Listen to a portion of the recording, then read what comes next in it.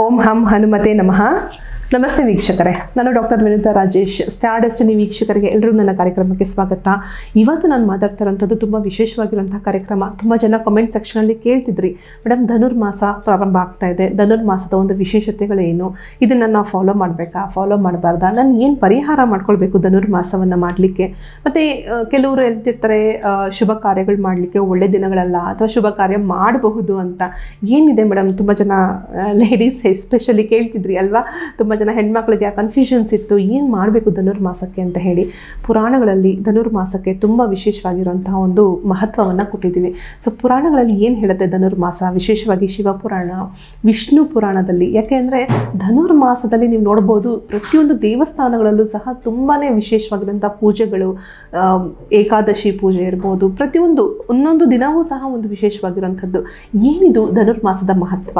ಧನುರ್ಮಾಸ ಅಂದರೆ ಏನು? ಯಾಕೆಂದರೆ ನಾವು ನಮ್ಮ 12 ಮಾಸಗಳಲ್ಲಿ ಚೈತ್ರ, ವೈಶಾಖ ಈ ರೀತಿ ಬರುವಂಥ ಮಾಸಗಳಲ್ಲಿ ಧನುರ್ಮಾಸ ಅಂತ ನಾವೆಲ್ಲೂ ನೋಡೋದಿಲ್ಲ ಅಲ್ವಾ. ಸೊ ಮಾರ್ಗಶಿರ ಮಾಸ ಒಂದು 15 ದಿನಗಳಾದಮೇಲೆ ನಾವು ಎಸ್ಪೆಷಲಿ ಸೌತ್ ಇಂಡಿಯನ್ಸಲ್ಲಿ ಜಾಸ್ತಿ ಧನುರ್ಮಾಸವನ್ನು ಹೆಚ್ಚಾಗಿ ಫಾಲೋ ಮಾಡೋವಂಥದ್ದು. ವಿಶೇಷವಾಗಿ ತಮಿಳುನಾಡಲ್ಲಿರ್ಬೋದು, ಕೇರಳದಲ್ಲಿರ್ಬೋದು, ನಮ್ಮ ಕರ್ನಾಟಕದಲ್ಲೂ ಅಷ್ಟೇ ತುಂಬ ದೇವಸ್ಥಾನಗಳಲ್ಲಿ ಧನುರ್ಮಾಸದ ವಿಶೇಷ ಪೂಜೆಗಳು ದೇವಸ್ಥಾನಗಳಲ್ಲಿ ವಿಶೇಷವಾಗಿ ನಡೆಯುತ್ತೆ. ಜನಸಾಮಾನ್ಯರಾಗಿ ನಾವು ಏನು ಮಾಡಬೇಕು, ಏನಿದು ವಿಶೇಷತೆ ಧನುರ್ಮಾಸದ್ದು, ಯಾವ ಒಂದು ಸಂದರ್ಭದಲ್ಲಿ ಇದು ಪ್ರಾರಂಭ ಆಗುತ್ತೆ, ಹೇಗೆ ಅನ್ನೋದೆಲ್ಲ ನಾನು ನಿಮ್ಗೆ ತಿಳಿಸ್ಕೊಡ್ತೀನಿ. ಸೂರ್ಯನ ಪಥ ಯಾವಾಗ ವೃಶ್ಚಿಕ ರಾಶಿಯಿಂದ ಧನುರ್ ರಾಶಿಗೆ ಪ್ರವೇಶ ಹೊಂದುತ್ತಾನೋ, ಸೂರ್ಯ ಯಾವಾಗ ಧನಸ್ಸು ರಾಶಿಗೆ ಬರುತ್ತೆ, ಆ ಒಂದು ದಿನದಿಂದ ಧನುರ್ಮಾಸ ಅಂತ ಪ್ರಾರಂಭ ಆಗುತ್ತೆ. ಯೂಶಲಿ ಸೂರ್ಯ ಒಂದು ಮನೆಯಿಂದ ಇನ್ನೊಂದು ಮನೆಗೆ ಹೋಗಲಿಕ್ಕೆ 30 ದಿನಗಳು ಅಂದರೆ 1 ತಿಂಗಳ ಒಂದು ಅವಧಿಯನ್ನು ತಗೊಳುತ್ತೆ.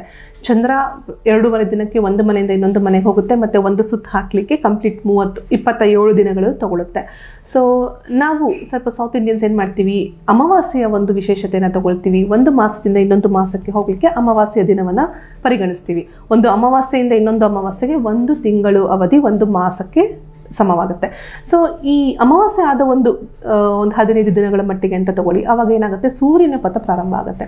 ಸೊ ಸೂರ್ಯನ ಪಥಗಳು ಪ್ರಾರಂಭ ಆದಾಗ ಸೂರ್ಯ ಯಾವಾಗ ವೃಶ್ಚಿಕ ರಾಶಿಯಿಂದ ಧನಸ್ಸು ರಾಶಿಗೆ ಹೋಗುತ್ತೆ, ಧನುರ್ಮಾಸ ಪ್ರಾರಂಭವಾಗುತ್ತೆ. ಇದು ಉತ್ತರಾಯಣ ಪುಣ್ಯಕಾಲ ಶುರುವಾಗೋಕ್ಕಿಂತ ಮುಂಚೆ ಬರುವಂತಹ ಕೊನೆಯ ಒಂದು ತಿಂಗಳು. ಸೊ ಉತ್ತರಾಯಣ ಕಾಲ ಮಕರ ರಾಶಿಗೆ ಬಂದಾಗ ಸೂರ್ಯ ಮಕರ ಸಂಕ್ರಾಂತಿಯನ್ನು ಆಚರಿಸ್ತೀವಿ, ಆವಾಗಿಂದ ಉತ್ತರಾಯಣ ಕಾಲ ಸ್ಟಾರ್ಟ್ ಆಗುತ್ತೆ. ಶುಭ ಕಾರ್ಯಗಳಿಗೆಲ್ಲ ತುಂಬ ಒಳ್ಳೆ ಸಮಯ ಉತ್ತರಾಯಣ ಕಾಲದಲ್ಲಿ ಮಾಡುವಂಥದ್ದು. ಸೊ ಈ ಧನುರ್ಮಾಸದ ಕೊನೆಯ ಈ ಅವಧಿ ಏನಿದೆ, ಇದು ದಕ್ಷಿಣಾಯನ ಕಾಲದ ಕೊನೆಯ ಒಂದು ಅವಧಿ ಇರುತ್ತೆ. ದಕ್ಷಿಣಾಯನದಿಂದ ನಿಮ್ಗೆ ಗೊತ್ತಿರುತ್ತೆ, ಆಷಾಢ ಮಾಸದಲ್ಲಿ ಯೂಶಲಿ ದೇವಾನುದೇವತೆಗಳು ಒಂದು ಯೋಗಾವಸ್ಥೆಗೆ ಹೋಗುವಂಥದ್ದು, ನಿದ್ರಾವಸ್ಥೆಗೆ ಹೋಗುವಂತಹ ಸಂದರ್ಭವನ್ನು ದಕ್ಷಿಣಾಯನ ಅಂತ ಕರಿತೀವಿ. ಸೊ ದಕ್ಷಿಣಾಯನದಲ್ಲಿ ಹೆಚ್ಚಾಗಿ ಶುಭ ಸಂದರ್ಭಗಳು ಅಂದರೆ ಶುಭ ಕಾರ್ಯಗಳನ್ನ ಆದಷ್ಟು ನಿಷೇಧ ಮಾಡಿದ್ರೂ ಸಹ ತುಂಬ ಜನ ಮಾಡ್ತಿರ್ತಾರೆ. ಸೊ ಬಟ್ ಆದಷ್ಟು ಈ ಧನುರ್ಮಾಸವನ್ನು ಅವಾಯ್ಡ್ ಮಾಡಿ. ಇದನ್ನು ನಾವು ಶೂನ್ಯ ಮಾಸ, ಈವನ್ ಖಾರ್ ಮಾಸ ಅಂತಲೂ ಸಹ ಕರಿತೀವಿ. ಸೊ ಚತುರ್ಮಾಸಗಳಲ್ಲಿ ಇದು ಕೊನೆಯ ಒಂದು ಮಾಸ. ಮತ್ತು ಈ ಮಾಸ, ಈ ಧನುರ್ಮಾಸನ ಯಾವ ಒಂದು ಶುಭ ಕಾರ್ಯಗಳನ್ನ ನಿಷೇಧ ಮಾಡಬೇಕು, ದಯವಿಟ್ಟು ವಿವಾಹಗಳನ್ನ ನಿಷೇಧ ಮಾಡಿ. ಇಷ್ಟೇ ವರ್ಷ ಕಾದಿರ್ತೀರ ಮದುವೆಗೋಸ್ಕರ ಅಂತ ಹೇಳಿ, ಇಷ್ಟೇ ವರ್ಷ ಕಾದಿರ್ತೀರ, ನಿಮ್ಗೆ ಎಂಥದ್ದೇ ಡೇಟ್ಸ್ ಕೊಟ್ಟಿರ್ಬೋದು, ಸೂಪರ್ಬ್ ಇದೆ, ಸಖತ್ತಾಗಿದೆ ಅಂಥದ್ದೇ ಕೊಟ್ಟಿದ್ರು ಕೂಡ ಧನುರ್ಮಾಸದಲ್ಲಿ ತುಂಬ ಜನ ವಿವಾಹಗಳನ್ನ ಈ ಒಂಥರ ಟ್ರೆಂಡ್ ಆಗಿಬಿಟ್ಟಿದೆ. ಏನಂದರೆ ಒಂದು ಶಾಸ್ತ್ರಗಳನ್ನ ಫಾಲೋ ಮಾಡೋದು ಮಾಡದೇ ಇರೋದೇ ಒಂದು ಟ್ರೆಂಡ್ ಆಗಿಬಿಟ್ಟಿದೆ. ಸೊ ದಯವಿಟ್ಟು ಅವಾಯ್ಡ್ ಮಾಡಿ. ಆ ಒಂದು ಸಂದರ್ಭಗಳಲ್ಲಿ ಆದಷ್ಟು ವಿವಾಹಗಳು ಯಾವುದೂ ಆಗದೆ ಇರೋದು ಒಳ್ಳೆಯದು. ಯಾಕೆ, ದೇವರು ನಿಮಗೆ ಅನುಗ್ರಹ ಸಿಗದೇ ಇರುವಂತಹ ಸಮಯದಲ್ಲಿ, ಅಂದರೆ ದೇವರು ನಿದ್ರಾವಸ್ಥೆ, ಯೋಗಾವಸ್ಥೆಯಲ್ಲಿದ್ದಾಗ ನಿಮಗೆ ಯಾವ ರೀತಿಯಾದ ಆಶೀರ್ವಾದ ಮಾಡಲಿಕ್ಕೆ ಸಾಧ್ಯ ಆಗುತ್ತೆ ಅಲ್ವಾ. ಸೊ ಲಾಜಿಕಲಿ ಹೇಳಬೇಕು ಅಂದರೆ ಅವರು ಎಚ್ಚರಿಕೆ ಆಗುವಂಥ ಒಂದು ಸಮಯ. ಹಾಗಾಗಿ ಏಕಾದಶಿಯ ದಿನವೂ ಅಷ್ಟೇ ಅಲ್ವಾ, ನಾವು ತುಂಬ ಗ್ರ್ಯಾಂಡಾಗಿ ಮಾಡುವಂಥದ್ದು ಈ ಒಂದು ಏಕಾದಶಿ. ಧನುರ್ಮಾಸದಲ್ಲಿ ಬರುವಂಥ ಏಕಾದಶಿ ಬೇರೆ ಏಕಾದಶಿಗಳಿಗಿಂತಲೂ ಹೆಚ್ಚಾಗಿ ಪ್ರಾಧಾನ್ಯತೆಯನ್ನು ಕೊಡುವಂಥದ್ದು. ಸೊ ಆದಷ್ಟು ಅವಾಯ್ಡ್ ಮಾಡೋದು ಒಳ್ಳೆಯದು. ಇಲ್ಲಾಂದರೆ ಸಪ್ರೇಷನ್ಸ್ ಆಗೋದು, ಡಿವೋರ್ಸ್ ಆಗುವಂಥದ್ದೆಲ್ಲ ತುಂಬ ಜಾಸ್ತಿ ಇರುತ್ತೆ. ನೀವು ಎಂಥದ್ದೇ ಮುಹೂರ್ತ ತೆಗಿಬೋದು, ಇಬ್ಬರ ಜಾತಕಕ್ಕೆ ತುಂಬ ಒಳ್ಳೆ ಡೇಟ್ ಇದು ಅಂತಿದ್ರೂ ಕೂಡ ಧನುರ್ಮಾಸದಲ್ಲಿ ಬೇಡ. ಇಷ್ಟೇ ದಿನ ಅವಾಯ್ಡ್ ಆಗಿದೆ, ಇಷ್ಟೇ ದಿನ ನೀವು ತಳ್ಕೊಂಬಂದಿದ್ದೀರಾ, ಇನ್ನೊಂದು ತಿಂಗಳು ತಳೆದ್ರೆ ನಿಮಗೆ ಉತ್ತರಾಯಣ ಪುಣ್ಯಕಾಲ ಬರುತ್ತೆ. ನೀವು ಜನವರಿ 2025 ಮಾಡ್ಬೋದು.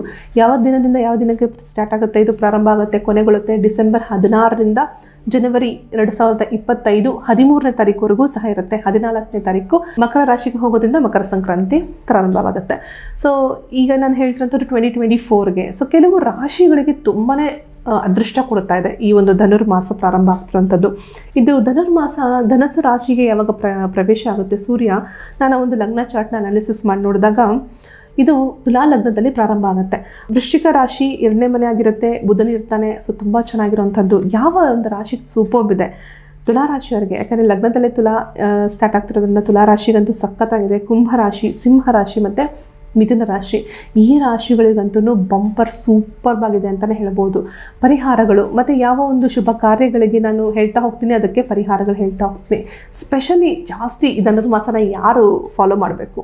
ಮದುವೆ ಆಗದೇ ಇರೋಂತಹ ಕನ್ಯೆಯರು ಅಥವಾ ಮದುವೆ ಆಗದೇ ಇರೋಂತಹ ಗಂಡು ಮಕ್ಕಳು ಯಾರು ಮದುವೆಗೆ ನೋಡ್ತಿರ್ತಾರೆ. ಈಗೆಲ್ಲ ಕನ್ಯೆಯರು ಅನ್ನೋದಕ್ಕಿಂತ ಗಂಡು ಮಕ್ಕಳಿಗೆ ಜಾಸ್ತಿ ಪ್ರಾಧಾನ್ಯತೆ ಕೊಡಬೇಕಾಗುವಂಥ ಸಂದರ್ಭ ಬಂದುಬಿಟ್ಟಿದೆ. ಯಾಕೆಂದರೆ ಗಂಡು ಮಕ್ಕಳಿಗೆ 40 ಆಗ್ತಿದೆ, 45 ಆಗ್ತಿದೆ, 50 ಆಗ್ತಿದೆ, ಬಟ್ ಅದು ಕೂಡ ಮದುವೆ ಯೋಗ ಬರ್ತಾ ಇಲ್ಲ, ಒಳ್ಳೆ ಸಂಬಂಧ ಕೂಡಿ ಬರ್ತಾ ಇಲ್ಲ. ನಾವು ಹ್ಞೂ ಅಂತಂದ್ರೂ ಕೂಡ ಹೆಣ್ಣು ಕೊಡೋವಂಥವ್ರು ಹತ್ತಾರು ಪ್ರಶ್ನೆಗಳು ಹಾಕ್ತಿದ್ದಾರೆ, ಹತ್ತಾರು ರಿಕ್ವೈರ್ಮೆಂಟ್ಸ್ ಕೇಳ್ತಿದ್ದಾರೆ. ನಮ್ಮ ಕೈಲಿ ಅದೆಲ್ಲ ಫುಲ್ಫಿಲ್ ಮಾಡೋಕ್ಕಾಗಲ್ಲ, ಹಾಗಾಗಿ ರಿಜೆಕ್ಟ್ ಆಗ್ತಿದೆ ನಮ್ಮ ಪ್ರೊಫೈಲ್ಸು ಅಲ್ವಾ. ತುಂಬ ಜನಗಳಿಗೆ ಈ ಧನುರ್ಮಾಸದಲ್ಲಿ ನಾನು ಪರಿಹಾರ ತಿಳಿಸ್ಕೊಟ್ಟಿದ್ದೀನಿ. ಅಶ್ವತ್ಥ ಮರಕ್ಕೆ ಅಂದರೆ ಅರಳಿಕಟ್ಟೆಗೆ ನೀವು ಪೂಜೆ ಮಾಡೋವಂಥದ್ದು ತುಂಬಾ ಸರಳವಾಗಿ ಮಾಡ್ಕೊಳ್ಳಿ. ಇದಕ್ಕೆ ಯಾವುದೇ ರೀತಿಯಾದ ಒಂದು ಹೆಚ್ಚಾಗಿ ನಾನು ನಿಮ್ಗೆ ತಿಳಿಸ್ತಾ ಇಲ್ಲ. ನೀರನ್ನು ಹಾಕ್ತಾ ಇರೋವಂಥದ್ದು ಬೆಳಿಗ್ಗೆ, ಆದರೆ ಸೂರ್ಯೋದಯಕ್ಕಿಂತ ಮುಂಚಿತವಾಗಿ ನೀವು ಮಾಡಬೇಕಾಗಿರೋಂಥದ್ದು. ಮದುವೆ ಆಗದಿರೋಂಥ, ವಿವಾಹ ಆಗದಿರೋಂಥ ಹೆಣ್ಣು ಮಕ್ಕಳು ಅಥವಾ ಗಂಡು ಮಕ್ಕಳಿಗೆ ವಿಶೇಷವಾಗಿರೋಂಥ ಪರಿಹಾರ ಇದು. ವಿವಾಹ ಆಗಲಿ ಅಂತ ಹೇಳಿ, ನಿಮಗೆ ಒಳ್ಳೆ ಮದುವೆಯ ಸಂಬಂಧ ಬರಲಿ, ಮದುವೆಯ ಒಂದು ಕಾರ್ಯ ಬೇಗ ನಡೀಲಿ ಅನ್ನೋದಕ್ಕೋಸ್ಕರ ಸಂಕಲ್ಪ ಮಾಡಿಕೊಂಡು ನೀವು ಸ್ಪೆಷಲಿ ಬೆಳಗ್ಗಿನ ಜಾವ 5 ಗಂಟೆ ಅಥವಾ 5:15 ಸಂದರ್ಭದಲ್ಲಿ ಸೂರ್ಯೋದಯಕ್ಕಿಂತ ಮುಂಚಿತವಾಗಿ ಅಶ್ವತ್ಥ ಕಟ್ಟೆಗೆ, ನಾಗರಕಟ್ಟೆ ಇರುತ್ತೆ, ಅಶ್ವತ್ಥ ಮರವಿರುತ್ತೆ, ಮರದ ಬುಡಕ್ಕೆ ನೀರನ್ನು ಹಾಕುವಂಥದ್ದು. ಸಣ್ಣದಾಗಿ ಪೂಜೆ ಸಾಮಗ್ರಿಗಳನ್ನ ತೊಗೊಂಡೋಗಿ ಅರಿಶಿನ, ಕುಂಕುಮ, ಕಡ್ಡಿ, ಕರ್ಪೂರ, ಹೂವು, ಹಣ್ಣು, ಸಾಧ್ಯವಾದರೆ ಅಷ್ಟಿಗೂ ಸಾಧ್ಯ ಇತ್ತು ಅಂದರೆ ಒಂದು ನೈವೇದ್ಯವೂ ಸಹ ಮಾಡ್ಕೊಂಡು ಹೋಗ್ಬೋದು. 21 ದಿನಗಳು ಇದನ್ನು ಮಾಡ್ಕೊಂಬರ್ಬೇಕು. 21 ಡೇಸ್ ಧನುರ್ಮಾಸದಲ್ಲಿ ಬೆಳಗಿನ ಜಾವ ಪೂಜೆ ಮಾಡೋದು ನೋಡಿ ಸೂಪರ್ಬಾಗಿ ವರ್ಕ್ ಆಗುತ್ತೆ. ನಿಮಗೆ ಇಮ್ಮಿಡಿಯೇಟಾಗಿ ಮದುವೆ ಫಿಕ್ಸ್ ಆಗುತ್ತೆ.